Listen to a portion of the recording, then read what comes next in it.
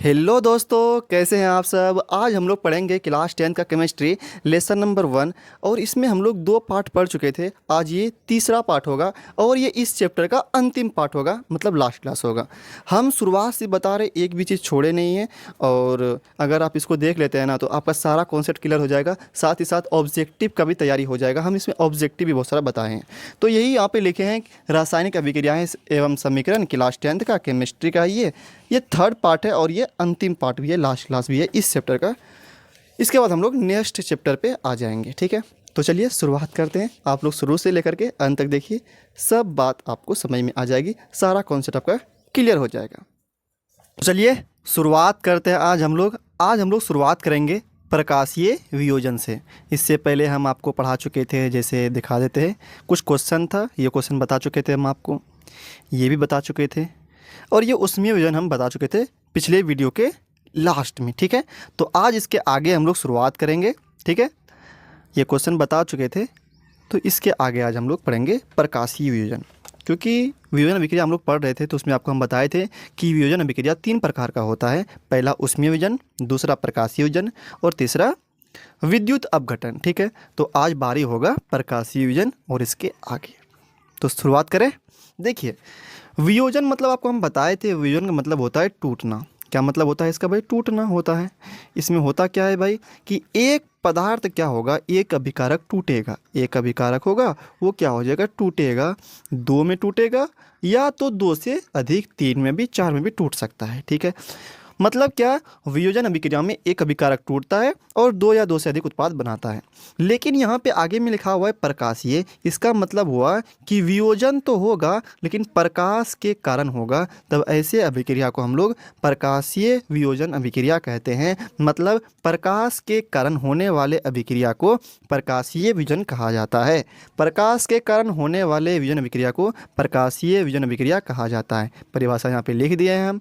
देखिए, प्रकाश के कारण होने वाले वियोजन अभिक्रिया को, सॉरी यहाँ पे उसमें लिखा गया है, उसमें नहीं होगा भाई, यहाँ पे होगा प्रकाशीय वियोजन। प्रकाशीय वियोजन कहते हैं। प्रकाश के कारण होने वाले वियोजन अभिक्रिया को प्रकाशीय वियोजन कहते हैं। यहाँ पे गलती से उष्मीय वियोजन की परिभाषा लिखा गया, नहीं, उष्मीय नहीं होगा, यहाँ पे होगा प्रकाशीय वियोजन, ठीक है। प्रकाश के कारण होने वाले वियोजन अभिक्रिया को प्रकाशीय वियोजन कहते हैं, ठीक है। जैसे एग्जाम्पल देखिए, यहाँ पे एग्जाम्पल से आप समझ सकते हैं। देखिए, यहाँ पे AgCl है, ठीक है। इसका नाम है सिल्वर क्लोराइड। अगर आपसे नाम पूछ लिया जाए क्या बोलेंगे हम लोग? इसका नाम है सिल्वर क्लोराइड, ठीक है। जब इसको सूर्य प्रकाश में हम लोग रखते हैं, क्या करते हैं? सूर्य प्रकाश में रखते हैं तो ये टूट जाता है Ag में और Cl2 में, ठीक है भाई।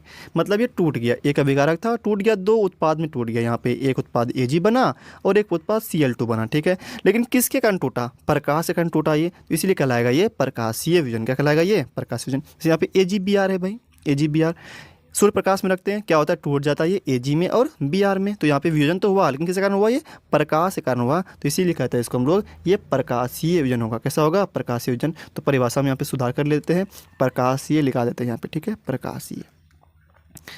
तो क्या बोलेंगे? प्रकाश के कारण होने वाले वियोजन अभिक्रिया को प्रकाशीय वियोजन अभिक्रिया कहते हैं। जैसे याद रखिएगा, एग्जाम्पल याद रखिएगा, समीकरण याद रखिएगा आप। AgCl बनता है Ag प्लस Cl2, AgBr बनता है Ag प्लस Br2, ठीक है। तो यहाँ पे एक अभिकारक था, टूट गया 2 उत्पाद में, लेकिन प्रकाश के कारण टूटा ये, इसीलिए नाम क्या होगा इसका? प्रकाशीय वियोजन, ठीक है।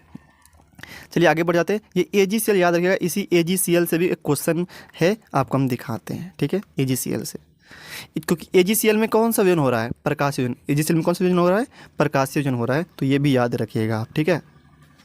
यहाँ पे देखिए आ गया वही क्वेश्चन जो हम बता रहे थे आपको, कि निम्न में कौन सूर्य के प्रकाश में अपघटित होता है? अपघटित मतलब वियोजित होता है, मतलब वियोजन अभिक्रिया आपसे पूछा जा रहा है। वियोजन अभिक्रिया आपसे पूछा जा रहा है, तो बताइए अभी सोडियम ब्रोमाइड पढ़े क्या? नहीं पढ़े भाई। पोटेशियम क्लोरेट नहीं पढ़े, KBr नहीं, AgBr, हाँ AgBr पढ़े नहीं। यहाँ पे AgCl भी पढ़े थे और AgBr भी, तो दोनों ऑप्शन में रहेगा। तो अभी हम क्या पढ़े? AgBr। क्या पढ़े अभी? AgBr और AgCl दोनों पढ़े। ऑप्शन में क्या था भाई? AgBr है। देखिए यहाँ पे ये वाला ऑप्शन में AgBr है। तो AgBr वाला पूछ लिया आपसे, तो AgBr ऑप्शन नंबर क्या हो जाएगा, ऑप्शन नंबर घो हो जाएगा AgBr। ठीक है, किस में टूटता है ये 2AgBr था, सूर्य प्रकाश में रखे थे, सूर्य प्रकाश में भी रखे थे हम इसको, तो टूट गया था 2Ag प्लस Br2 में। ठीक है, तो ये प्रकाश वियोजन हो जाएगा। आगे बढ़ जाए, अगला विद्युत अपघटन। सिंपल सा परिभाषा है, विद्युत धारा के कारण होने वाले वियोजन अभिक्रिया को विद्युत अपघटन कहते हैं। जैसे यहाँ पे NaCl था, ये गलित NaCl है, यहाँ पे गलित सोडियम क्लोराइड है, गलित पिघला हुआ सोडियम क्लोराइड है, गलित सोडियम क्लोराइड है, ये सोडियम क्लोराइड। ठीक है, जब इसमें क्या करते हैं हम लोग, विद्युत धारा प्रवाहित करते हैं, गलित सोडियम क्लोराइड में विद्युत धारा प्रवाहित करते हैं, तो ये टूट जाता है Na में और Cl2 में। तो यहाँ पे भी एक अभिकारक था, टूट गया Na में और Cl2 में, मतलब दो में टूट गया, ये दो में टूट गया, तो ये वियोजन अभिक्रिया हो गया भाई। लेकिन वियोजन हुआ, लेकिन किसके कारण हुआ, विद्युत धारा प्रवाहित करने के कारण हुआ, विद्युत धारा प्रवाहित करने के कारण हुआ, इसीलिए क्या हो जाएगा, ये विद्युत अपघटन हो जाएगा।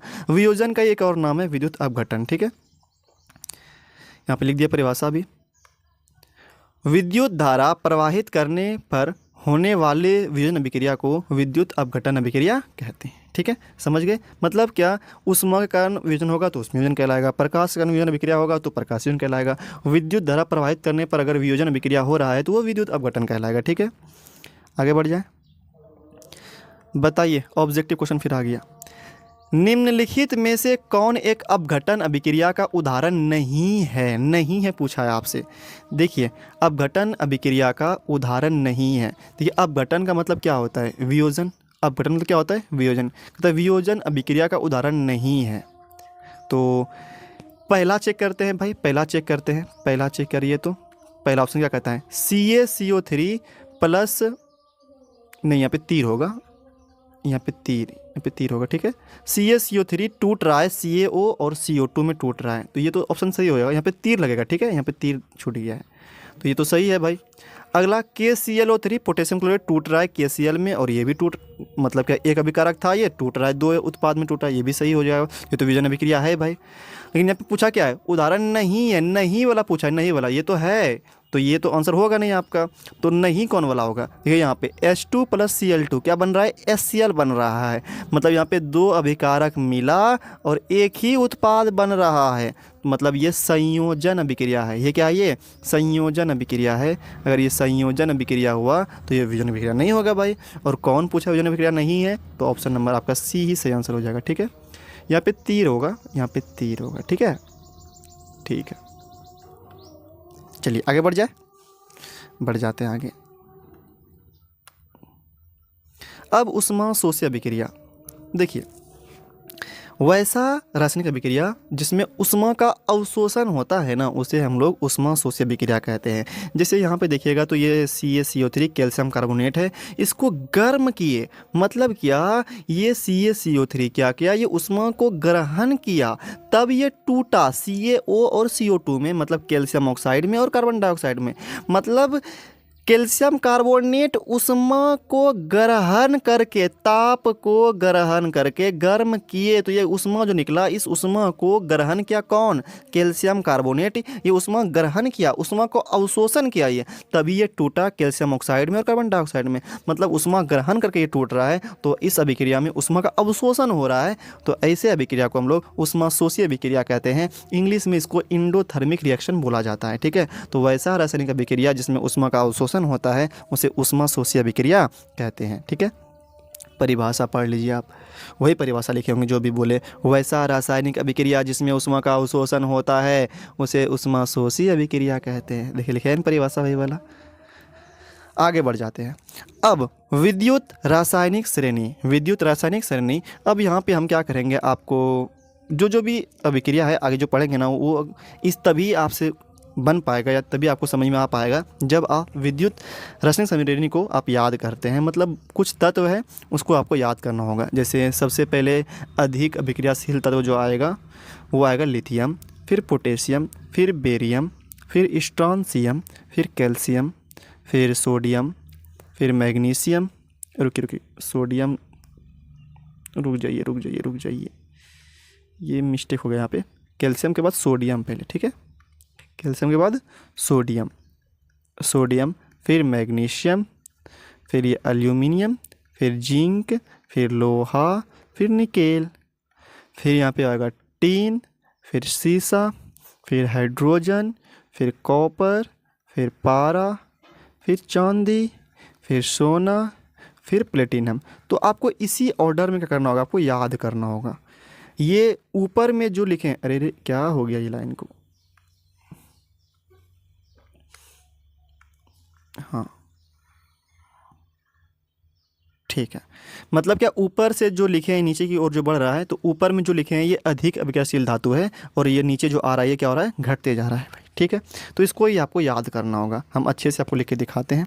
देखिए सबसे पहला क्या होगा भाई, लिथियम, याद रखिए लिथियम, उसके बाद क्या था, पोटेशियम, क्या था उसके बाद, पोटेशियम था। अगला कौन आएगा, बेरियम, फिर कौन आएगा, स्ट्रॉन्शियम, फिर कौन आएगा अगला भाई बताइए, कैल्शियम, फिर आएगा सोडियम, फिर आएगा बताइए lithium, potassium, barium, strontium, calcium, sodium, फिर कौन, मैग्नीशियम, फिर एल्यूमिनियम, फिर जिंक, फिर आएगा लोहा, फिर आएगा निकेल, फिर आएगा नीचे, फिर टीन, फिर सीसा, हाइड्रोजन, कॉपर, पारा, चांदी, सोना, प्लेटिनम। आया कि नहीं आया, ठीक है। तो याद रखिए, पहला lithium, potassium, barium, strontium, calcium, sodium, magnesium, aluminium, zinc, लोहा, निकेल, टीन, सीसा, हाइड्रोजन, कॉपर, पारा, चांदी, सोना, प्लेटिनम। ये आ कहाँ से रहा, ये ऊपर से नीचे की ओर, ऊपर से नीचे की ओर, मतलब ऊपर वाला क्या हो गया, अधिक अभिक्रियाशील धातु हो गया, नीचे वाला कम। तो नीचे में कौन कौन आया, नीचे में आया प्लेटिनम आया, सोना आया, चांदी आया, ये सब क्या है, बहुत कम अभिक्रियाशील धातु है, ठीक है। तो ताकतवर कौन हुआ भाई, मतलब अधिक अभिक्रियाशील धातु कौन हुआ भाई, जैसे लिथियम हो गया, लिथियम, पोटेशियम, ये बेरियम, स्ट्रॉन्शियम, कैल्शियम, ये सब अधिक अभिक्रियाशील धातु है, क्योंकि ये सब ऊपर में आ रहा है भाई, ठीक है। तो अगर आप इनको याद रख लेते हैं तो आपको अच्छे से अभिक्रिया सब समझ में आ जाएगा, ठीक है। तो चलिए आगे बढ़ जाते हैं। अब देखिए सवाल है, ऑब्जेक्टिव सवाल, जिंक तथा लेड कॉपर की अपेक्षा क्या है। तो आप खोजिए जिंक, लेड, कॉपर, अभी आपको जो याद करवाया है उसी में खोजिए, जिंक, लेड, कॉपर। कहाँ है जिंक भाई, कहाँ है जिंक, जिंक ये रहा, लेड मतलब सीसा, सीसा कहाँ है भाई, यहाँ रहा, और ये रहा कॉपर।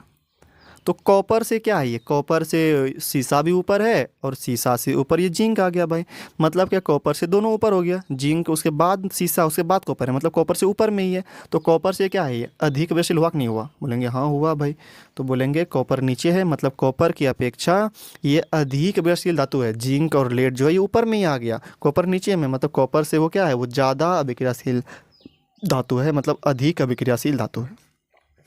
ऑप्शन नंबर बी इसका सही आंसर होगा, ठीक है। आगे बढ़ जाए, बढ़ जाते हैं आगे। अब विस्थापन अभिक्रिया, विस्थापन अभिक्रिया को इंग्लिश में बोलते हैं हम लोग डिस्प्लेसमेंट रिएक्शन, बहुत इंपॉर्टेंट अभिक्रिया है ये, ठीक है। और अगर आप ये सीखना चाहते हैं तो आपको पहले ये याद करना होगा, lithium, potassium, barium, strontium, calcium, sodium, magnesium, aluminium, zinc, लोहा, निकेल, फिर ये टीन, सीसा, हाइड्रोजन, कॉपर, पारा, चांदी, सोना, और ये प्लेटिनम। ये आपको याद करना होगा, तभी आपसे बनेगा भाई। एग्जाम्पल ले, आपको समझाना चाहते हैं हम, देखिए जैसे अगर हम बात करें, जैसे यहाँ पे जिंक है, यहाँ पे क्या है, जिंक है, ठीक है, यहाँ पे देखिए जिंक, तो Zn ले लिए हम लोग, क्या लिए, Zn, प्लस उसके नीचे में ये Fe है, क्या है उसके नीचे में Fe, तो यहाँ पे Fe कमज़ोर है ना, तो Fe ले लिए, FeSO4, ठीक है भाई। अब चूंकि आपको पता है ये जिंक ऊपर में है, जिंक क्या है, ऊपर में है, और ये जो Fe है नीचे में है, Fe कहाँ है, नीचे में, जिंक ऊपर में, Fe नीचे में है, तो मतलब जिंक अधिक अभिक्रियाशील धातु है, जिंक क्या है, अधिक अभिक्रियाशील धातु है। तो जिंक क्या करेगा, जिंक क्या करेगा, इस Fe को यहाँ से हटा देगा।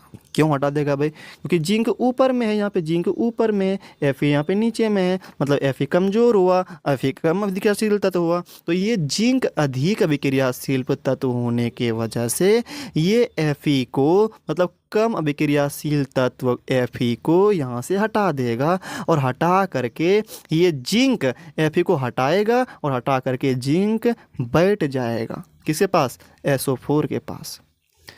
बोलेगा हट के कहाँ चला गया भाई, ये बोलेगा Fe, तुम चले जाओ उधर साइड में चले जाओ, तो बगल में हम Fe लिख देंगे। तो ये जो अभिक्रिया हुआ, जिंक Fe को हटाया और Fe के जगह पे जिंक जाकर के बैठ गया और Fe को उधर भगा दिया। मतलब क्या, जिंक क्या क्या यहाँ पे जिंक जो है यहाँ से Fe को हटा दिया। हटाना मतलब विस्थापित करना, तो यहाँ पे विस्थापित किया और जिंक Fe को हटा करके वहाँ पे बैठा भी है भाई। SO4 बगल में था तो SO4 के पास ये जिंक आकर के बैठ गया और Fe चला गया साइड में। तो यहाँ पे विस्थापित किया, तो इसीलिए इसको कहते हैं हम लोग विस्थापन अभिक्रिया। मतलब क्या, इसमें अधिक अभिक्रियाशील धातु था जिंक, अपने से कम अभिक्रियाशील धातु Fe को हटा दिया, विस्थापित कर दिया और उसे पे बैठ गया। ठीक है भाई, चलिए देखिए यहाँ पे ये जिंक है, कलर चेंज कर लेते हैं। हाँ, ये जिंक अधिक अभिक्रियाशील धातु था, Fe कमज़ोर था। कैसे पता चला Fe कमज़ोर है? यहाँ पे देखिए ना, यहाँ पे जिंक ज़्यादा ऊपर में है, Fe उसके जस्ट नीचे में है भाई। तो Fe क्या हुआ, कमज़ोर हुआ कि नहीं हुआ? Fe कमज़ोर है कि नहीं हुआ भाई? बिल्कुल कमज़ोर हुआ Fe, क्योंकि नीचे में है। तो अगर Fe नीचे में है, अरे हाँ Fe ये नीचे में, Fe नीचे में है तो Fe कमज़ोर हुआ भाई। तो जिंक क्या करेगा, Fe को हटा देगा और जिंक उस यहाँ पे जाकर के बैठ भी जाएगा। ठीक है, तो ये हुआ विस्थापन अभिक्रिया। और भी दिखाते हैं आपको, देखिए जैसे यहाँ पे देखिए Mg, मैग्नीशियम का मैग्नीशियम खोजे, तो इसमें मैग्नीशियम यहाँ पे है, मैग्नीशियम यहाँ पे, और Cu खोजे। Cu कहाँ है? Cu कहाँ है? अल्मुनियम है, जिंक, लोहा, निकेल, टीन, सीसा, हाइड्रोजन, कॉपर, ये यहाँ पे रहा Cu। तो ये तो और नीचे हो गया, मतलब इधर से यहाँ आएगा, फिर ऊपर से नीचे आएंगे तब ये Cu मिलेगा आपको। मतलब ये तो Cu बहुत नीचे हो गया ना, तो Cu बहुत नीचे है, मतलब Cu बहुत कमज़ोर हो गया, मतलब कम गतिशील धातु है। मैग्नीशियम क्या धातु हो गया भाई, तो ये मैग्नीशियम क्या करेगा, इस Cu को यहाँ से हटा देगा और Mg Cu को हटा करके यहाँ पे चला आएगा। तो मतलब क्या, Mg Cu के पास Cu को हटाया, Cu हट गया, यहाँ पे कौन नाम चला गया, तो यहाँ पे आया कौन, अब SO4 के पास कौन आया, अब Mg आएगा भाई। तो वही बना है MgSO4। क्या बना है यहाँ पे, MgSO4 प्लस Cu। ठीक है, अगला दिखा देते हैं आपको। जैसे यहाँ देखिए जिंक है भाई, यहाँ पे सिल्वर देखिए, यहाँ पे जिंक यहाँ पे है और सिल्वर यहाँ पे है। तो मतलब यहाँ से नीचे आएंगे, फिर नीचे आएंगे, तब ये सिल्वर मिला आपको। तो सिल्वर मतलब बहुत कम अक्रियाशील धातु है भाई। तो ये जिंक क्या करेगा, इस सिल्वर को हटा देगा। तो NO3 के पास कौन चला जाएगा, अब जिंक चला जाएगा भाई। NO3 के पास जिंक चला आया और Ag कहाँ चला गया, कोना में।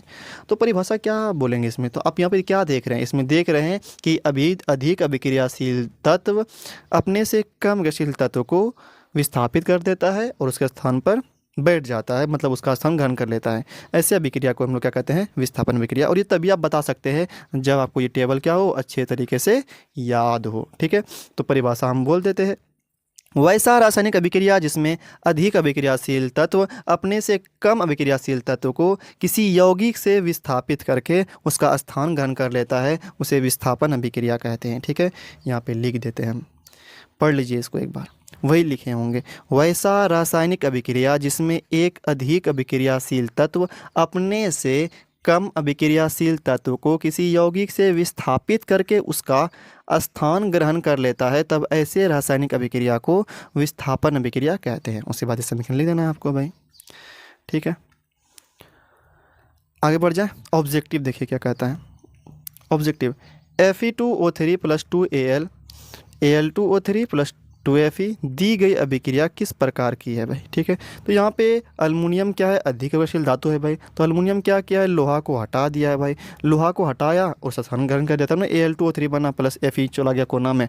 मतलब क्या, अल्मुनियम विस्थापित कर दिया है लोहा को। तो यहाँ पे विस्थापित कर दिया तो कौन अभिक्रिया होगा, संयोजन होगा नहीं, द्विविस्थापन नहीं, वियोजन नहीं, तो यहाँ पे होगा विस्थापन अभिक्रिया। ऑप्शन नंबर डी इसका सही आंसर होने वाला है।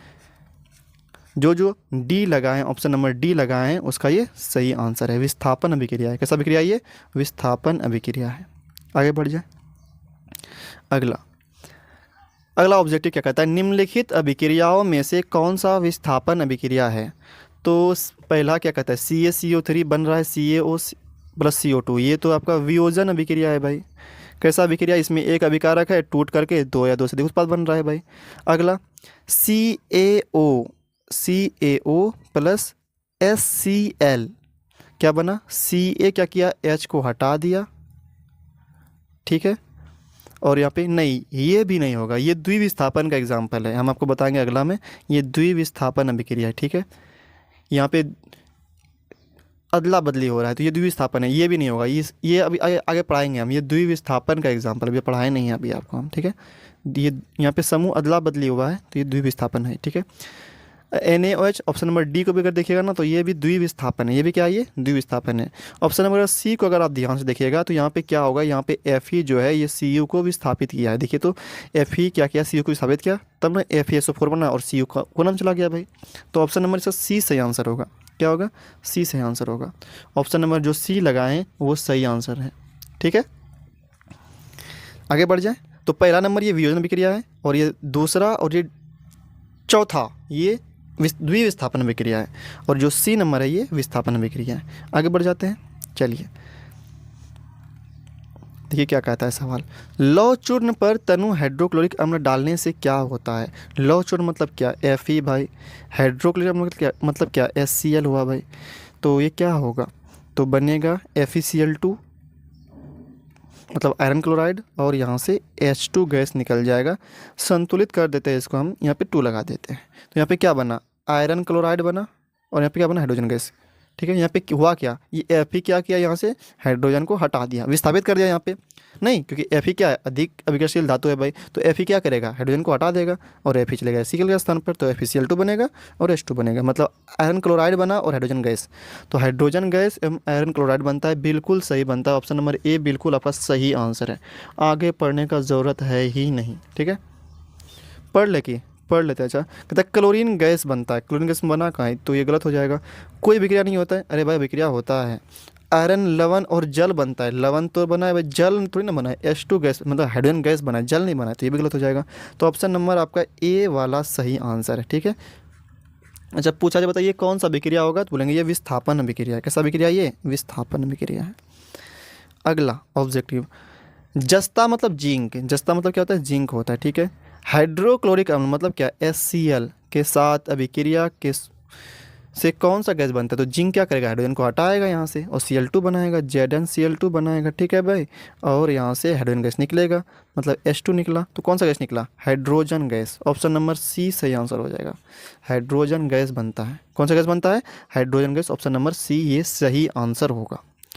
आगे बढ़ जाते हैं, अगला सवाल कहता है जिंक सल्फ्यूरिक अम्ल के बीच, जिंक मतलब Zn मतलब जस्ता, सल्फ्यूरिक अम्ल मतलब क्या होता है, H2SO4 क्या बनेगा, तो जिंक अधिक अभिक्रियाशील धातु है, हाइड्रोजन कम है, तो जिंक क्या करेगा, H2 को हटाएगा और क्या बनेगा, ZnSO4 और H2 चला जाएगा कोना में, तो ये H2 निकल गया यहाँ से। कौन सा गैस निकला, option number C hydrogen gas. कौन सा गैस, हाइड्रोजन गैस। आगे बढ़ जाए, अगला द्विविस्थापन विक्रिया। अगला द्विविस्थापन विक्रिया आपको हम समझाते हैं अच्छे से। जैसे देखिए NaCl है, क्या है, NaCl प्लस AgNO3, यहाँ पे Na जो है अधिक अभिक्रियाशील धातु है, तो ये क्या करेगा, Ag को क्या करेगा, यहाँ से हटा देगा भाई, ठीक है। तो यहाँ से Na Ag को हटा दिया तो क्या बना, यहाँ पे Na चला आया NO3 के पास, तो क्या बनेगा NaNO3, NaNO3। तो बोलेगा कि Ag हम कहाँ जाए भाई, अब हम कहाँ जाए, तो कहता है कि अरे भाई हम Na है, यहाँ से हम हट ही गए हैं, यहाँ पे तुमने जगह पे आ ही गए हैं, तो यहाँ पे तो खाली हो गया, तो Ag तुम यहाँ पे चले जाओ, मेरे जगह पे चले जाओ। तो ये Ag आ गया इसके स्थान पे, किसके पास आ गया, ये Cl के पास आ गया, तो क्या बना AgCl। तो यहाँ पे क्या देखे आप, Na चले गया Ag के स्थान पर और Ag चले आया इस Na के स्थान पर, मतलब दोनों क्या अदला बदली कर लिया। ये अगर दो अभिकारक, इसमें 2 अभिकारक था और दोनों अदला बदली कर लिया, Na चले गया NO3 के पास, Ag चले गया Cl के पास, मतलब Na Ag के स्थान पर, Ag Na के स्थान पर। 2 अभिकारक इसमें क्या किया, अदला बदली कर लिया। अगर 2 अभिकारक अपने समूह का अदला बदली करता है और 2 नए उत्पाद का निर्माण करता है, तब ऐसे रासायनिक अभिक्रिया को द्विविस्थापन अभिक्रिया कहते हैं, ठीक है। देखिए वही एग्जाम्पल है, जैसे यहाँ पे Ag था, यहाँ पे Na था, Na क्या करेगा, Ag को भगाएगा भाई, तो क्या बनेगा, Na चले गया इसको हटा दिया यहाँ से, तो क्या बनेगा, Na यहाँ पे चला आया, तो क्या बनेगा NaNO3 बनेगा, वही यहाँ पे NaNO3 लिखे, ठीक है। और Ag कहाँ चला जाएगा, ये Ag जो है, ये चले जाएगा इसके स्थान पर, Na के स्थान पर, तो क्या बनेगा AgCl, तो ये बना AgCl, ठीक है। उसी तरह अगला भी होगा भाई, देखिए यहाँ पे Na है यहाँ पे और यहाँ पे बेरियम है, तो अधिक अभिक्रियाशील धातु कौन है? बेरियम है। तो बेरियम क्या करेगा? Na को यहाँ से हटाएगा, तो हटा दिया उसको, तो क्या बना? BaSO4। तो यहाँ लिखिए BaSO4 है कि नहीं है? BaSO4 है भाई। तो अब Na कहाँ जाएगा? बोलेगा कि हम इसके स्थान पे चले जाते हैं, यहाँ पे चले जाते हैं, क्योंकि यहाँ से तो यह हट ही गया, बेरियम तो यहाँ से हट ही गया, तो यहाँ पे आएगा बेरियम, तो BaSO4 बन गया, और ये अब Na से चले जाएगा, इसके स्थान पर क्या बन जाएगा? NaCl। क्या बन जाएगा? NaCl। संतुलित करने के लिए हम लोग 2 लगा देंगे, ठीक है। उसी तरह ये सब अभिक्रिया भी है, ये सब क्या है? द्विविस्थापन अभिक्रिया है। तो इसमें क्या देख रहे हैं आप? 2 अभिकारक अपने समूहों की अगर अदला बदली करके 2 नए उत्पाद का निर्माण करता है तो उसको हम लोग द्विविस्थापन अभिक्रिया कहते हैं। परिभाषा वही लिखे है यहाँ पे। वैसा रासायनिक अभिक्रिया जिसमें 2 अभिकारक अपने समूहों की अदला बदली कर 2 नए उत्पाद का निर्माण करता है तब उसे द्विविस्थापन अभिक्रिया कहते हैं। समीकरण ये सब रहा, ठीक है। सभी में देखिए यहाँ पे जैसे Ba है, H2 को भगा दिया तो क्या बनेगा भाई? Ba यहाँ पे चला गया तो क्या बनेगा? BaSO4 बनेगा, तो यहाँ पे BaSO4 बन गया। अच्छा H2 अब यहाँ पे चला आएगा, क्योंकि यहाँ पे अब H2 यहाँ पे चला गया इसके स्थान पे, तो क्या बनेगा? HCl बनेगा, तो वही लिखा यहाँ पे HCl। संतुलित करने के लिए हम 2 भी लगा दिए। चलिए आगे बढ़ जाए। अगला ऑब्जेक्टिव, वे अभिक्रियाएं जिनमें अभिकारकों के बीच आयनों का आदान प्रदान होता है, मतलब वैसा रासायनिक अभिक्रिया जिसमें अपना समूह अभिकारक क्या करता है? अदला बदली कर लेता है। वैसा रासायनिक अभिक्रिया जिसमें 2 अभिकारक अपने समूहों की अदला बदली करता है या 2 आयनों का अदला बदली करता है, उसको हम लोग द्विविस्थापन अभिक्रिया कहते हैं। ऑप्शन नंबर सी सही आंसर होगा। आयन भी सही है, अगर समूह लिखा रहता तो वो भी सही होता, तो ये ऑप्शन नंबर सी द्विविस्थापन अभिक्रिया होगा। बस में आया। वैसा रासायनिक अभिक्रिया जिसमें 2 अभिकारक अपने समूहों का अदला बदली कर 2 नए उत्पाद का निर्माण करता है उसे द्विविस्थापन अभिक्रिया कहते हैं। आगे बढ़ जाए। बताइए इसमें द्विविस्थापन अभिक्रिया कौन सा है? देखिए यहाँ पे H2O2 मिला, 2 मिला 1 बना, कौन अभिक्रिया होगा ये? संयोजन। कौन होगा ये? संयोजन। Mg+O2 2 मिला 1 बना, ये भी संयोजन। डीम देखिए H2Cl2 बना HCl, 2 मिला 1 बना, तो ये भी क्या हो जाएगा? ये भी हो जाएगा संयोजन, ठीक है। मतलब तीनों इसमें संयोजन है, तो जो बचा वही आंसर हो जाएगा भाई। यहाँ पे अगर ध्यान से देखा जाए तो Na चला गया Ag के स्थान पर, तो क्या बना? NaNO3 बन गया, ये बन गया। अब Ag चला आया Na की जगह पे, तो क्या बन गया? AgCl बन जाएगा, तो AgCl बन गया। तो यही द्विविस्थापन है, यही क्या है? ये द्विविस्थापन है, ठीक है। समझ में आ गया आपको? तो ऑप्शन नंबर सी ये सही आंसर हो जाएगा। आगे बढ़ जाए। अगला यहाँ पे देखिए तो Na2SO4 प्लस BaCl2 बनता है NaCl, बनता है BaSO4। उपर्युक्त रासायनिक अभिक्रिया है संयोजन, वियोजन, द्विविस्थापन, इनमें से कोई नहीं। बताइए कौन सा अभिक्रिया होगा ये? Na चला गया Cl के पास, मतलब NaCl हो गया, और Ba चला आया Na के पास स्थान पर, तो अदला बदली कर लिया ना। तो वैसा रासायनिक अभिक्रिया जिसमें 2 अभिकारक अपने समूह का अदला बदली कर ले उसको हम लोग द्विविस्थापन अभिक्रिया कहते हैं। ऑप्शन नंबर सी इसका सही आंसर होगा, ठीक है। आगे अवक्षेपण अभिक्रिया। अरे चार्ज खत्म हो गया, रुको रुको रुको रुको रुको रुको 1 मिनट।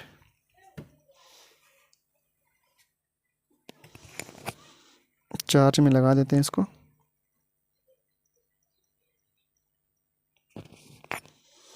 हो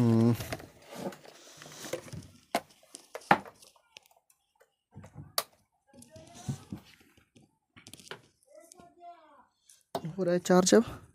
हाँ हो रहा है, ठीक है।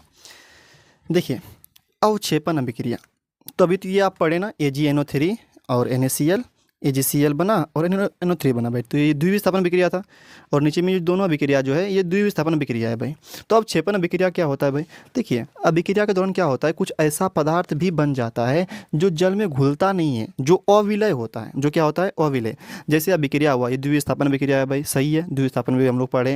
लेकिन यहाँ पे AgCl जो है ये ऐसा पदार्थ बन गया है, यहाँ पे जो BaSO4 है इस अभिक्रिया में, ये ऐसा पदार्थ है जो जल में घुलता नहीं है, मतलब अविलय होता है, अविलय होता है।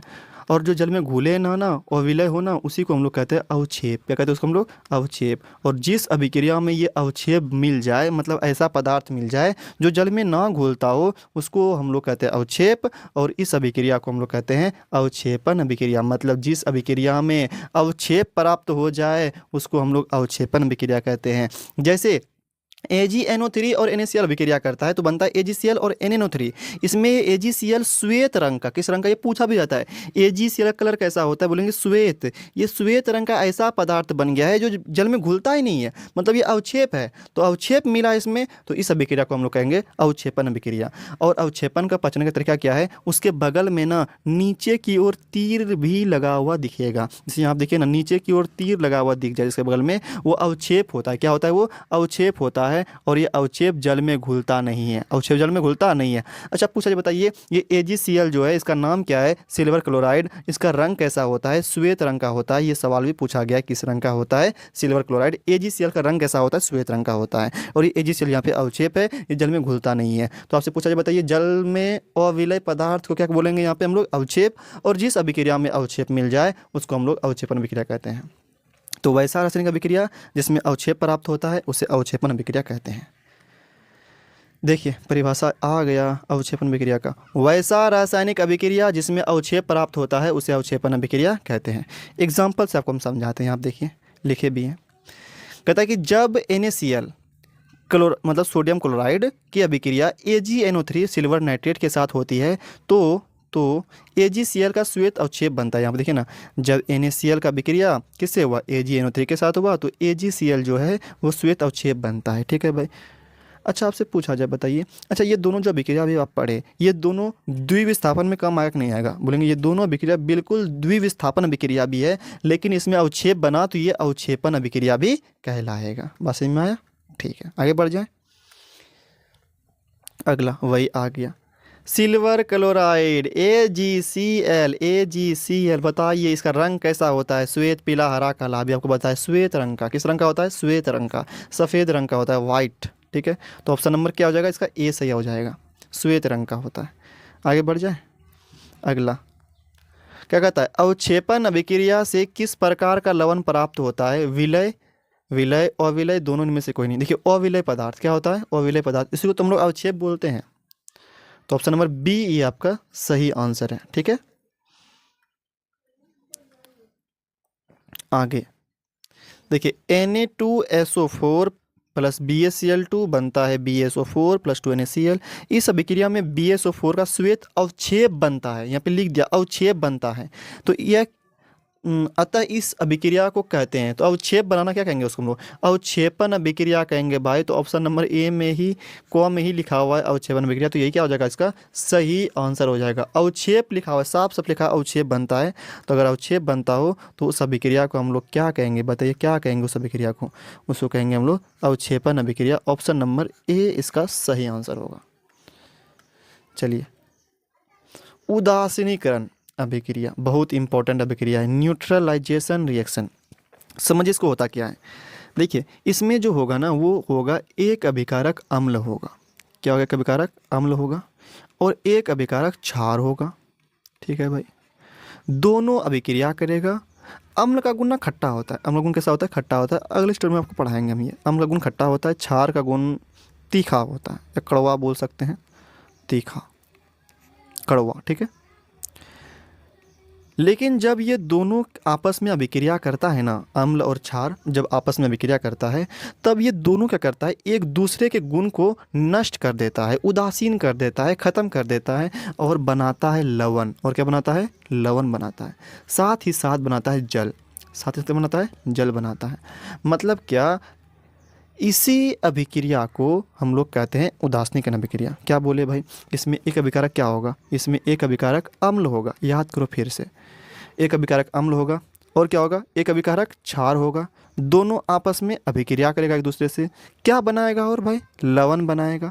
और क्या बनाएगा साथ में, और जल बनाएगा। इस अभिक्रिया को ही उदासीनीकरण अभिक्रिया कहते हैं। वैसा रासायनिक अभिक्रिया जिसमें एक अभिकारक अम्ल हो, एक अभिकारक क्षार हो, दोनों एक दूसरे से अभिक्रिया करके एक दूसरे का गुण उदासीन कर देता हो और लवण बनाता हो और जल बनाता हो, ऐसे अभिक्रिया को उदासीनीकरण अभिक्रिया कहते हैं। एग्जाम्पल समझाते हैं हम आपको।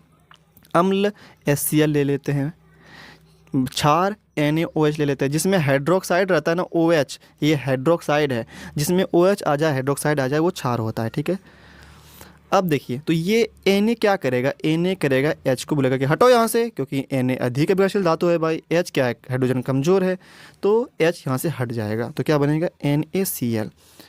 तो बोलेगा कि H हम कहाँ जाएँ, तो बोलेगा कि तुम यहाँ पे आ जाओ। तो यहाँ पे एक H पहले से था, एक H आ गया, कितना हो गया, H2 हो गया, और यहाँ पे एक ऑक्सीजन बचा हुआ था भाई, तो ऑक्सीजन भी हो गया।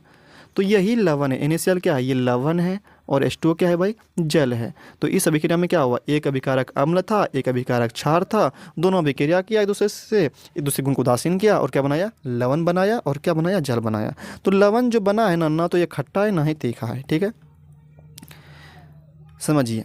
वही लिखा है यहाँ पे, अभी जो आपको एग्जांपल देखिए यहाँ पे HCl, ये क्या है, ये अम्ल है, ये एक अभिकारक अम्ल लिए, और ये अभिकारक क्या है, ये क्षार है, ये क्षार है, दोनों एक दूसरे अभिक्रिया किया, एक दूसरे गुण को उदासीन किया, और क्या बनाया, लवण। ये क्या है, लवण है, और ये क्या बनाया, जल बनाया। तो इस अभिक्रिया को हम लोग उदासीनीकरण अभिक्रिया कहते हैं। और ये एक बात ये भी याद रखिएगा, जितना भी उदासीनीकरण अभिक्रिया होता है ये ऊष्माक्षेपी अभिक्रिया भी होता है, इसमें ऊष्मा भी निकलता है। क्या निकलता है, इसमें ऊष्मा भी निकलता है, तो ये ऊष्माक्षेपी अभिक्रिया भी है, ये ऊष्माक्षेपी अभिक्रिया भी है, ठीक है। और एग्जांपल लेते हैं, समीकरण लेते हैं, ठीक है। जैसे यहाँ देखिए KOH, ये आपका क्षार हो गया, और ये अम्ल हो गया, ये नाइट्रिक अम्ल है। कौन सा अम्ल है, ये नाइट्रिक अम्ल है, ये नाइट्रिक अम्ल है। और नाइट्रिक अम्ल किससे अभिक्रिया कर रहा है भाई, ये कर रहा है क्षार से, पोटेशियम हाइड्रोक्साइड से, और ये लवण बनाया, ये पोटेशियम नाइट्रेट लवण बनाया, और ये जल बनाया। तो ये उदासीनीकरण अभिक्रिया होगा, किसी में एक अभिकारक अम्ल था, एक अभिकारक क्षार था, दोनों एक दूसरे से अभिक्रिया किया, और क्या बनाया, लवण और जल बनाया। तो ये क्या कहलाएगा, उदासीनीकरण अभिक्रिया कहलाएगा। एक और समीकरण ले लिए, तो परिभाषा क्या बोलेंगे, वैसा रासायनिक अभिक्रिया जिसमें एक अभिकारक अम्ल हो, एक अभिकारक क्षार हो, दोनों एक दूसरे से अभिक्रिया करके एक दूसरे के गुण को उदासीन कर देता हो और लवण तथा जल बनाता हो, ऐसे रासायनिक अभिक्रिया को उदासीनीकरण अभिक्रिया कहते हैं। और सभी उदासीनीकरण अभिक्रिया ऊष्माक्षेपी अभिक्रिया भी होती है। पढ़िए इस परिभाषा को अच्छे से, जो बोले वही लिखें, सेम टू सेम। वैसा रासायनिक अभिक्रिया जिसमें एक अभिकारक अम्ल हो और एक अभिकारक क्षार हो, दोनों एक दूसरे से अभिक्रिया करके एक दूसरे के गुण को उदासीन कर देता हो और लवण तथा जल बनाता हो, तब ऐसे रासायनिक अभिक्रिया को उदासीनीकरण अभिक्रिया कहते हैं। समझ में आ गया, समीकरण लिख देंगे, हो गया काम खत्म। आगे बढ़ जाते हैं। उपचयन, इसका एक और नाम है ऑक्सीकरण। इसका एक और नाम क्या है, ऑक्सीकरण। इंग्लिश में ऑक्सीडेशन बोलते हैं इसको हम लोग, ठीक है। पढ़े इसके बारे में, देखिए उपचयन आपको अच्छे समझाते हैं एग्जाम्पल से। देखिए यहाँ पे अगर इसको ध्यान से देखें आप, तो यहाँ पे क्या है, कार्बन है भाई, यहाँ पे क्या है, कार्बन है। कार्बन अकेला है बेचारा, जैसे अभिक्रिया होता है कार्बन के साथ कौन आ गया, कार्बन के साथ ऑक्सीजन आ गया, तो इसमें ऑक्सीजन क्या हुआ, जुड़ गया। ऑक्सीजन का जुड़ना ही उपचयन कहलाता है, ऑक्सीजन का जुड़ना ही उपचयन कहलाता है। जिस अभिक्रिया में ऑक्सीजन जुड़ रहा हो उसको हम लोग उपचयन अभिक्रिया कहते हैं। तो कार्बन अकेला था, कार्बन के साथ कौन जुड़ गया, ऑक्सीजन जुड़ गया भाई, इसमें CO2 बन गया ये, तो ये क्या कहलाएगा, उपचयन कहलाएगा, इंग्लिश में ऑक्सीडेशन कहलाएगा।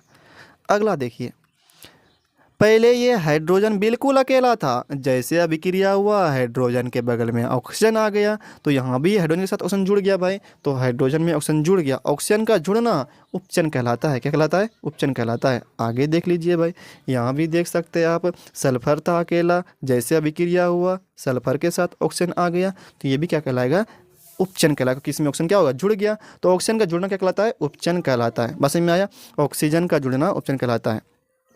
एक बात और याद रखिएगा, हाइड्रोजन का हटना भी उपचयन कहलाता है, हाइड्रोजन का हटना भी उपचयन कहलाता है।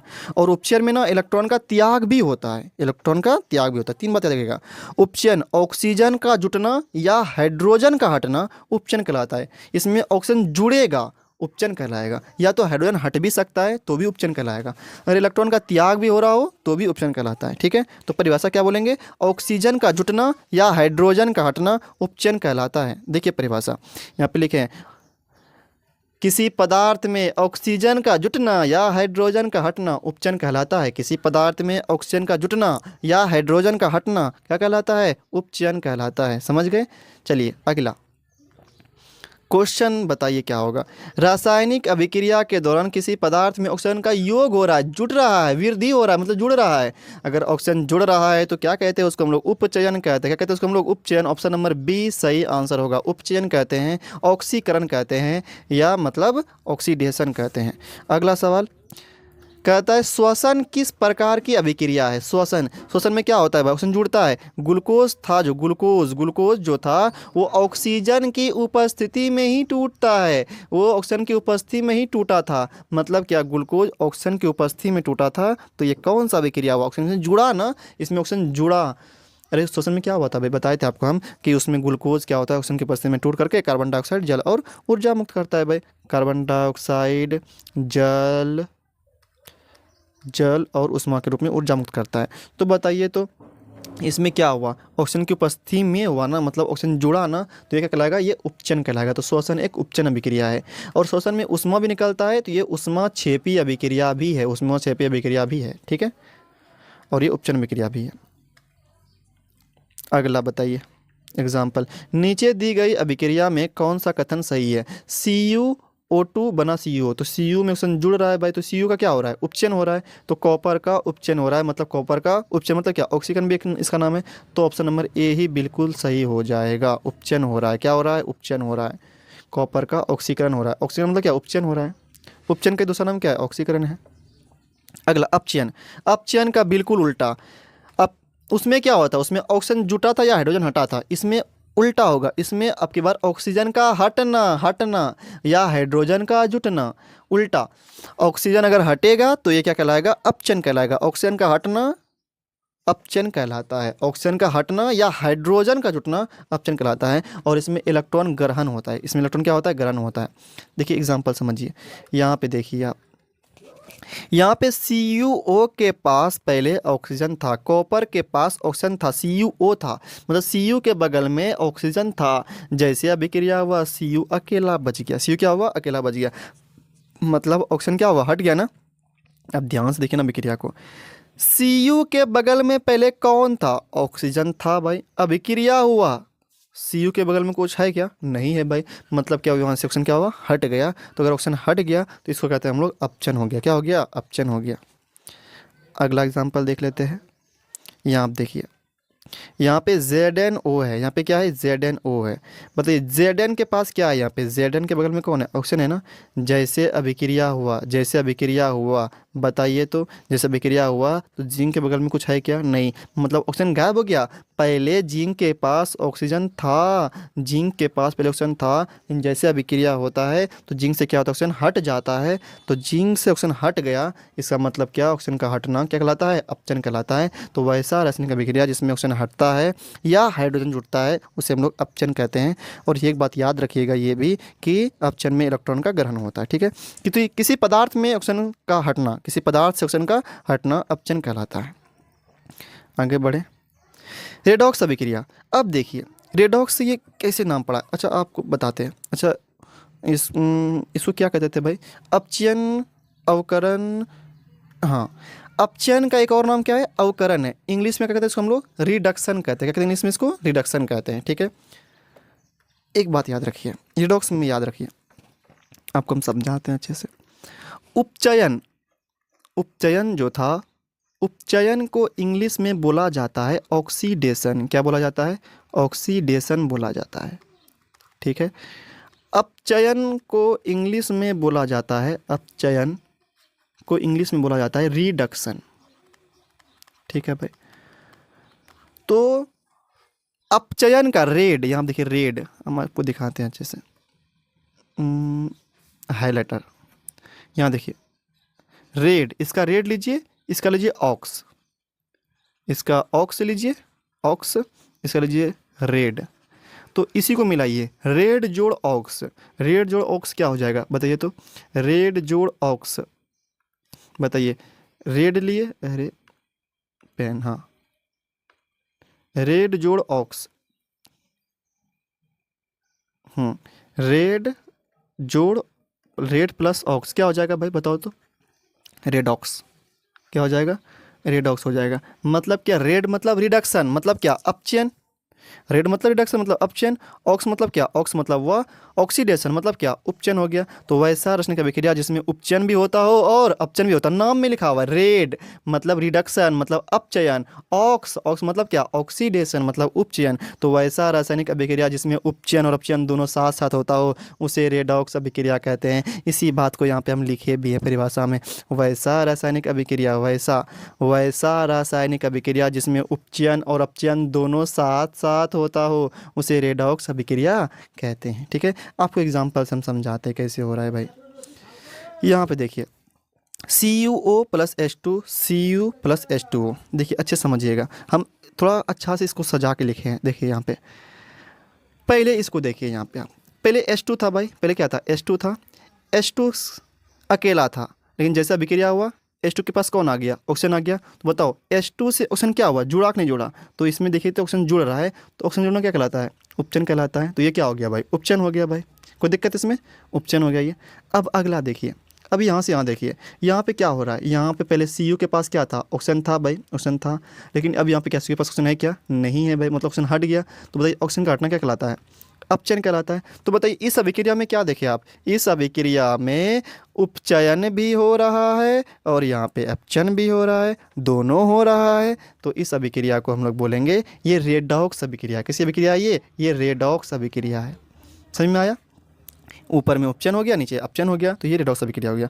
और एग्जांपल दिखाते हैं आपको, देखिए ZnO प्लस C बनता है ZnCO। देखिए अच्छा बताइए इसमें क्या हुआ है, पहले कार्बन अकेला था, यहाँ पे कार्बन अकेला था, जैसे अभिक्रिया हुआ क्या हो गया, ऊपर में तीर देखिए क्या हुआ, CO हो गया, मतलब ऑक्सीजन जुड़ गया इसके साथ। तो ऑक्सीजन जुड़ना क्या कहलाता है, ये उपचयन कहलाता है भाई, मतलब उपचयन हो गया।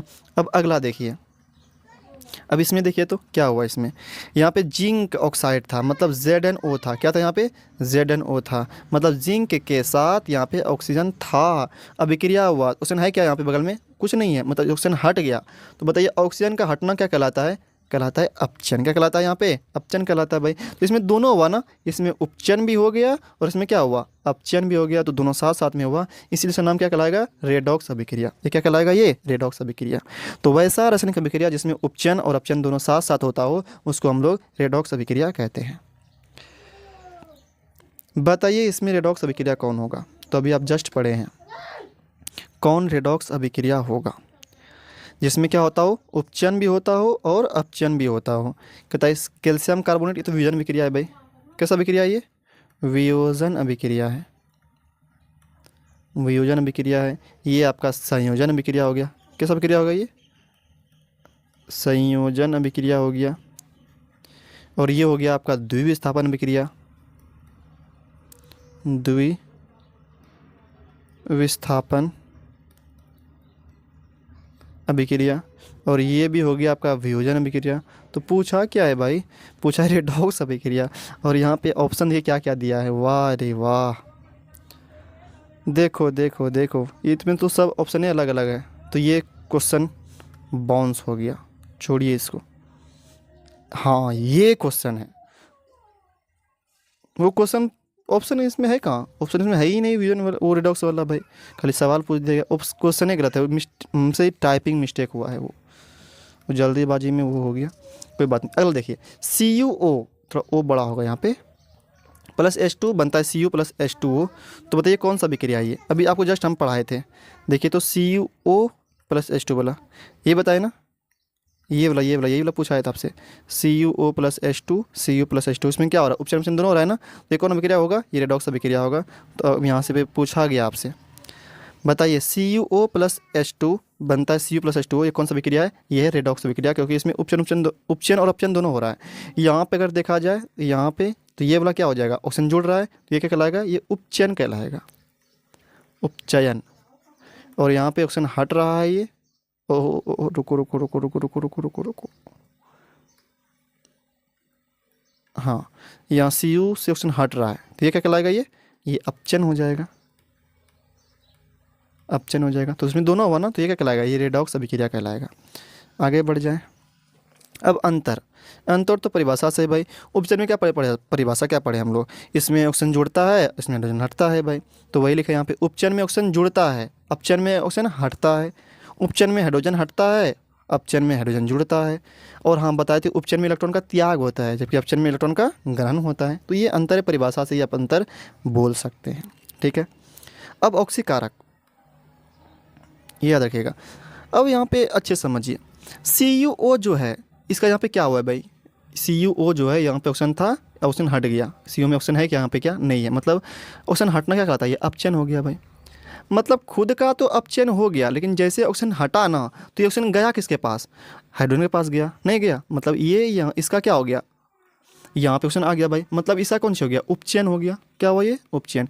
मतलब क्या, यहाँ पे Cu जो है ये खुद तो अपचयन हो गया, खुद क्या हो गया, ये अपचयन हो गया, लेकिन ये H2 का क्या कर दिया, ये उपचयन कर दिया। तो जो पदार्थ खुद तो अपचयित हो जाता हो लेकिन दूसरे को ये उपचयित कर दिया, उसी पदार्थ को हम लोग ऑक्सीकारक कहते हैं। क्या कहते हैं उसको हम लोग, ऑक्सीकारक कहते हैं या तो उपचायक कहते हैं, इंग्लिश में ऑक्सीडाइजिंग एजेंट कहते हैं।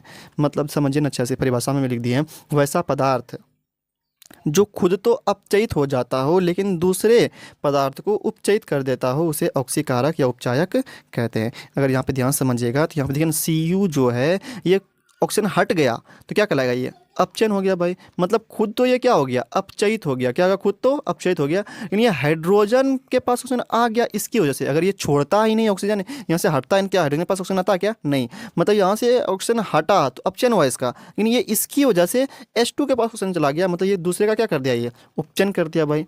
तो उपचयन कर दिया तो ये क्या कहलाएगा, जो खुद तो अपचयित हो जाता है लेकिन दूसरे को उपचयित कर देता है, उसे क्या कहते हैं हम लोग, ऑक्सीकारक कहते हैं। यहाँ पे Cu क्या है भाई, Cu क्या है, ये ऑक्सीकारक है। CuO जो है ये क्या है, ऑक्सीकारक है, ठीक है।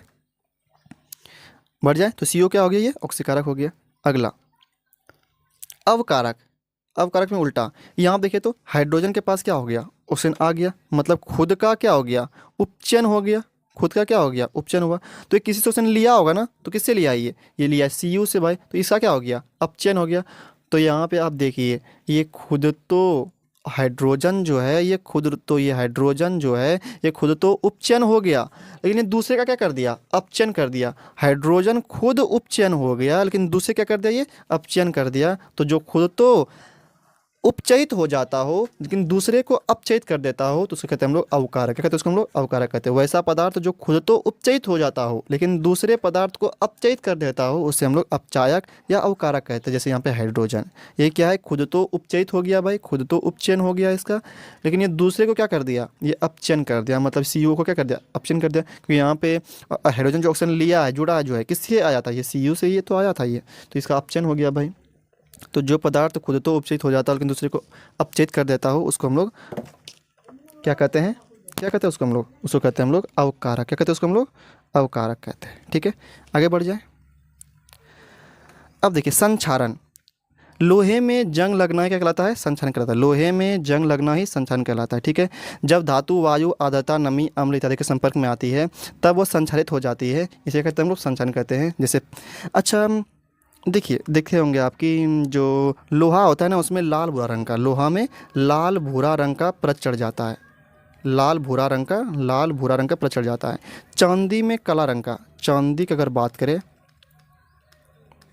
चांदी में काला रंग का, चांदी में काला रंग का, और तांबा में हरा रंग का, तांबा में हरा रंग का। इसी प्रक्रिया को कहते हैं हम लोग संक्षारण। जो परत जो चढ़ गया ना, उसको क्या कहते हैं हम लोग, संक्षारण कहते हैं। सिंपल भाषा में ये याद रखिएगा, पूछता रंग भी है तो क्या बोलेंगे उसमें, लोहा में लाल भूरा, चांदी में काला, तांबा में हरा रंग का। तो अगर पूछा जाए बताओ संक्षारण का परिभाषा, सिंपल भाषा में क्या बोलेंगे, बोलेंगे लोहे में जंग लगना ही क्या कहलाता है, संक्षारण कहता है। लोहे में जंग लगना ही संक्षारण कहलाता है। अच्छा, लोहे में जंग लगने से आप कैसे बचा सकते हैं, तो आप पेंट करके बचा सकते हैं, ग्रीस लगा करके बचा सकते हैं, आप तेल लगा के बचा सकते हैं, यसद लेपन मतलब क्या, गैल्वेनीकरण मतलब क्या, जिंक का पतला परत चढ़ा करके भी आप बचा सकते हैं, गैल्वेनीकरण।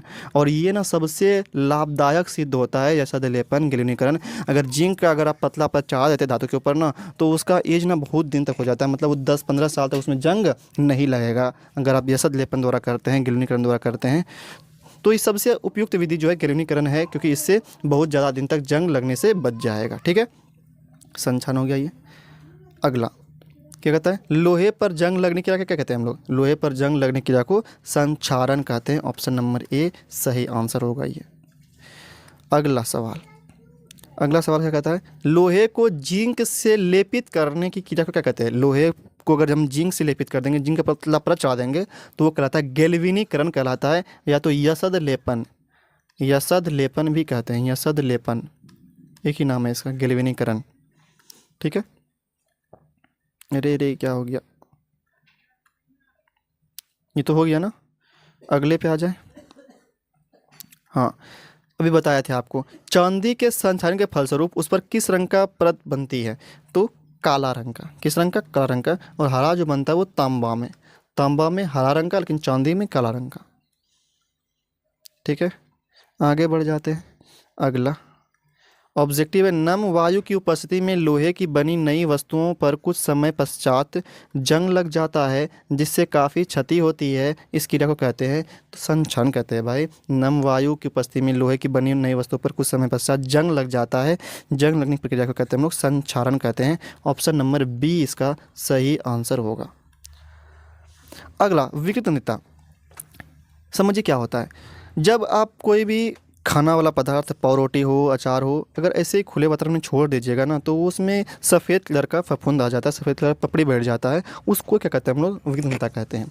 तो होता कैसे है भाई, जैसे आप खाना को आप कुछ दिनों तक खुले वातावरण में छोड़ दिए, तो हवा में ऑक्सीजन गैस रहता है, तो वो खाना से क्या करेगा, अभिक्रिया कर लेगा। ऑक्सीजन गैस क्या करेगा, खाना से अभिक्रिया कर लेगा। और ऑक्सीजन से अभिक्रिया क्या मतलब, क्या ऑक्सीजन जुड़ा उसमें, तो ऑक्सीजन का जुड़ना क्या कहलाता है, उपचयन कहलाता है। तो वो उपचयित हो जाएगा खाना, और जिसके कारण क्या होता है, उसका खाना का रंग, गंध, स्वाद क्या होता है, सब बदल जाता है।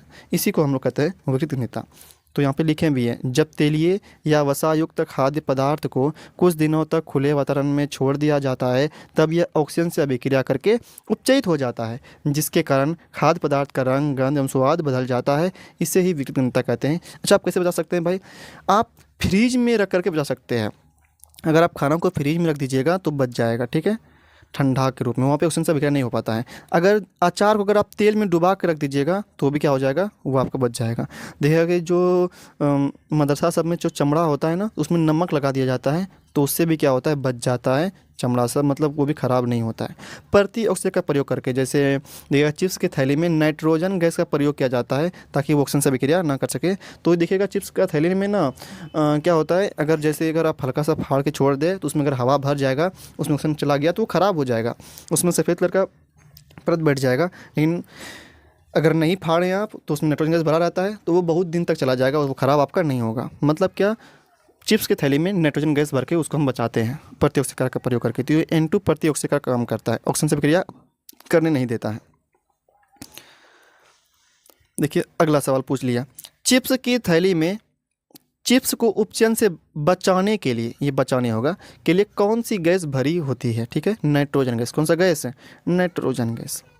ठीक है, आगे कुछ ऑब्जेक्टिव क्वेश्चन देख लीजिए। तो कहता है कि एक भूरे रंग का चमकदार तत्व एक्स, भूरा रंग का, वो तांबा है। क्या है वो, तांबा है।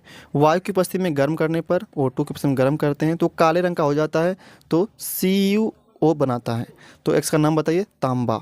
Option number C, option number C सही आंसर होगा इसका। अगला, ये आपको हम ना पहला वीडियो में बताए थे, मैग्नीशियम रिबन मतलब मैग्नीशियम का फीता दहन करने पर किस प्रकृति का लौह उत्सर्जित होती है, तो एकदम वाइट निकला था, तो श्वेत रंग का, श्वेत चमकदार सफ़ेद रंग का निकला था। ये हम पहला वीडियो में बताए थे आपको। आगे बढ़ जाइए। कहता है किस पदार्थ की ऑक्सीजन से अभिक्रिया कर जलने की क्रिया को कहते हैं, किसी पदार्थ की ऑक्सीजन से अभिक्रिया कर जलने की प्रक्रिया को कहते हैं दहन कहते हैं। क्या कहते हैं इसको हम लोग, दहन। जैसे मतलब कार्बन ऑक्सीजन के में जलेगा तो बनेगा कार्बन डाइऑक्साइड, साथ ही साथ क्या होता है इसमें ताप भी निकलता है, मतलब उष्मा भी निकलता है और प्रकाश भी निकलता है। तो दहन प्रक्रिया में क्या होता है, प्रकाश के साथ साथ उष्मा भी निकलता है। ये भी याद रखिएगा, दहन में क्या होता है, प्रकाश के साथ साथ उष्मा भी निकलता है। और दहन होता है किस उपस्थिति में, ऑक्सीजन की उपस्थिति में होता है। ठीक है, तो दहन में प्रकाश उष्मा दोनों निकलता है, ये भी याद रखिएगा। कहता है ज्वाला एक क्षेत्र है जहाँ गैसीय पदार्थ जलकर उत्पन्न करता है। तो ज्वाला जैसे मोमबत्ती आप है भाई, तो ये जो बनता है ये ना, इसी को क्या कहते हैं हम लोग, ज्वाला कहते हैं। तो दोनों बनेगा, दोनों तापमान भी निकले, ताप उष्मा भी निकलता है और प्रकाश भी निकलता है। तो ख और ग दोनों सही है, दोनों क्या है, सही है। ऑप्शन नंबर इसका घ सही होगा, दोनों, तापमान मतलब उष्मा भी और प्रकाश भी निकलेगा। अगला, सीएनजी के कौन कौन घटक है? सीएनजी के मीथेन भी है, इथेन भी है, प्रोपेन भी है, मतलब तीनों हो गया तो इसका मतलब सभी होगा। तो ऑप्शन नंबर घ जो है वो सही आंसर होगा इसका। ठीक है, आगे बढ़ जाते हैं। एलपीजी, एलपीजी से गैस रिसाव का पता किससे लगता है? जैसे देखिएगा कि एलपीजी जो गैस होता है ना, उसमें लीक जो होता है तो गैस का पता चल जाता है भाई कौन सा गैस, मतलब गैस महक रहा है कि नहीं, मतलब गैस लीक हो रहा है कि नहीं हो रहा है, तो पता चल जाता है इसी वजह से, क्योंकि उसमें इथाइल मरकैप्टन मिला रहता है। यहाँ पे लिखा हुआ है एथिल मरकैप्टन, तो यही सही आंसर होगा इसका। तो जो महकता है गैस ना, तो उसमें एथिल मरकैप्टन मिलाते हैं, इसीलिए गैस महकता हुआ प्रतीत होता है, नहीं तो नहीं महकता, क्योंकि गैस में महक नहीं होता है। तो अगर गैस में अगर महक नहीं होता है, तो अगर गैस लीक करता तो हमको पता नहीं चलता, तो बहुत बड़ा खतरा हो जाता है भाई। इसीलिए उसमें इथाइल मरकैप्टन मिला दिया जाता है, ताकि गैस अगर लीक होना तो हमको पता चल जाए ये इथाइल मरकैप्टन ही महकता है। ठीक है, तो इथाइल मरकैप्टन मिलाते हैं हम लोग। ऑप्शन नंबर बी सही हो जाएगा इसका। अगला कहता है एलपीजी के मुख्य घटक कौन कौन है? प्रोपेन भी है और ब्यूटेन भी है, दोनों हैं। तो ऑप्शन नंबर गो इसका सही आंसर हो जाएगा, को और ख दोनों। और कुछ सवाल है क्या? और है, क्या कहता है? रासायनिक अभिक्रिया के दौरान किसी पदार्थ में ऑक्सीजन का योग, मतलब ऑक्सीजन का जुड़ना, ऑक्सीजन जुड़ना क्या कहलाता है? उपचयन कहलाता है। ऑक्सीजन का जुड़ना उपचयन कहलाता है। ऑप्शन नंबर ख इसका सही आंसर हो जाएगा। अगला अब नहीं है, ख़त्म हो गया ये। तो चलिए, आपका ये चैप्टर फर्स्ट चैप्टर क्या हो गया? ख़त्म हो गया। फर्स्ट चैप्टर कंप्लीट हो गया। 3 वीडियो पढ़े हम लोग, फर्स्ट चैप्टर कंप्लीट हो गया टोटल। ठीक है, ऑब्जेक्टिव बता दिए। तो यहाँ तक अगर आप देखे हैं तो वीडियो को आप लाइक कर दीजिए, चैनल को सब्सक्राइब कर दीजिए और एक कमेंट भी कीजिए। ठीक है, कमेंट कीजिएगा तो हमको भी खुशी होगी, हम और वीडियो बनाएंगे आपके लिए। तो चलिए, रहते आज यहीं तक, फिर मिलेंगे इसके बाद हम लोग अगले वीडियो में।